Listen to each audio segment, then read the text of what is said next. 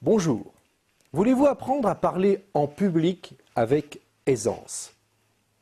Si c'est le cas, eh bien, je m'appelle Didier Pénissard, je suis formateur et conférencier.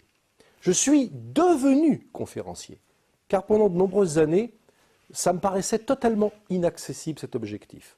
Ça me paraissait tellement lointain, car lorsque j'avais 2 ou 3 personnes en face de moi, je perdais mes moyens.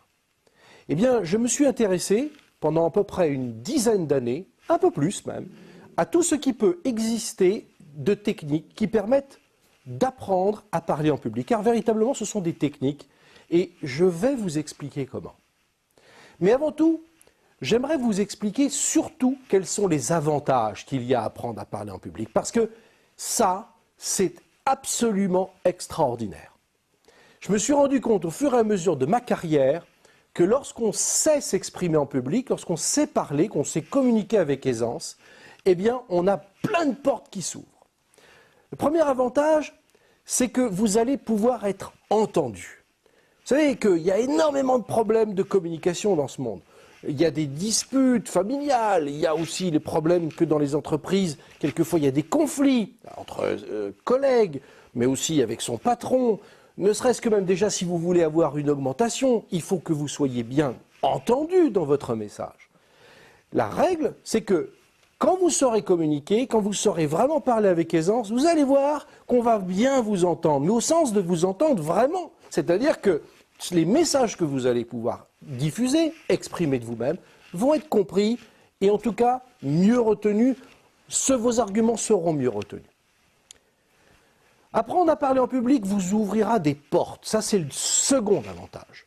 Quand je dis ouvrir des portes, c'est au sens où vous allez avoir des opportunités que vous ne pouvez même pas imaginer. Il y a énormément de capacités, de possibilités qui vous sont offertes dans le domaine de l'aisance en parler en public. Vous allez voir que les portes vont s'ouvrir dans le domaine professionnel, dans le domaine associatif, dans le domaine de n'importe quel domaine. Vous allez voir que véritablement, au jour d'aujourd'hui, il va y avoir des changements dans votre vie. Et notamment, le troisième avantage, ce sont les relations. Beaucoup de relations.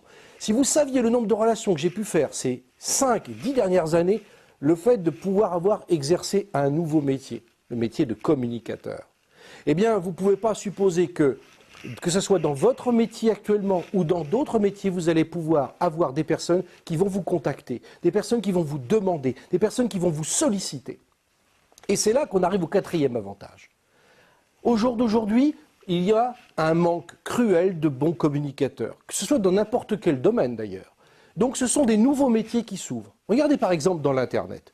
Aujourd'hui, dans l'Internet, on demande énormément de communicateurs en vidéo par exemple. Et il y a une pénurie majeure de personnes qui sont capables de s'exprimer devant une caméra, comme je le fais en ce moment par exemple. Et bien là, vous allez pouvoir répondre à une demande considérable, véritablement énorme. Et ça, je vais vous apprendre comment le faire. Ensuite, le cinquième avantage, c'est la libération de vos capacités ou de vos ressources.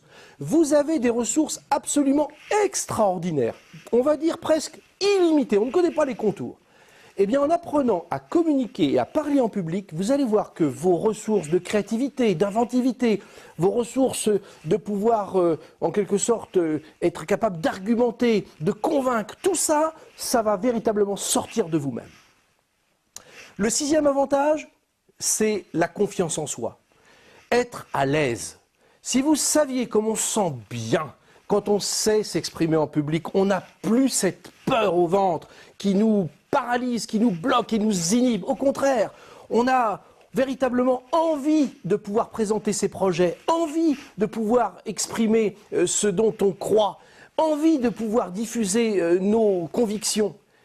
Tant qu'on est bloqué dans la peur, eh bien, quelque sorte, les jours passent, les semaines passent, les mois passent, et on ne réalise pas ce qu'on veut faire dans sa vie. Vous avez des projets, eh bien, vous allez pouvoir les communiquer à un banquier, les communiquer à une association, vous allez voir, parce que vous avez une force de conviction. Et puis enfin, je dirais que le septième avantage, c'est qu'apprendre à parler en public, c'est une véritable aventure humaine. Pourquoi aventure humaine? Eh bien, parce que vous allez pouvoir aller au fond de vous-même. Vous allez découvrir des richesses, des continents de capacités que vous ne soupçonnez pas. Car au fond de vous-même, j'ai une énergie considérable. Et le fait de l'exprimer, le fait de vous apprendre à vous exprimer, vous allez voir que vous serez capable de pouvoir à la fois de découvrir, mais aussi d'exploiter cette richesse, cette mine d'or qu'il y a en vous, de capacités qui dorment, qui sont véritablement à l'état latent. Alors, au jour d'aujourd'hui, je vous donne cette capacité de pouvoir réaliser ce rêve, apprendre à parler en public avec aisance. Je suis sûr du résultat. J'ai connu la difficulté à m'exprimer. Aujourd'hui, je vous apprendrai comment faire. Et vous allez voir que c'est beaucoup plus facile qu'il n'y paraît. On se retrouve pour ce séminaire, ok? Alors on y va. Et dans quelques semaines, on dira de vous, ah, quel charisme! Merci de votre attention.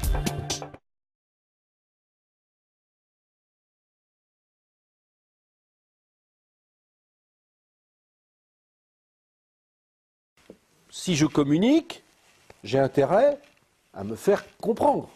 Oui, c'est une vérité de la palisse.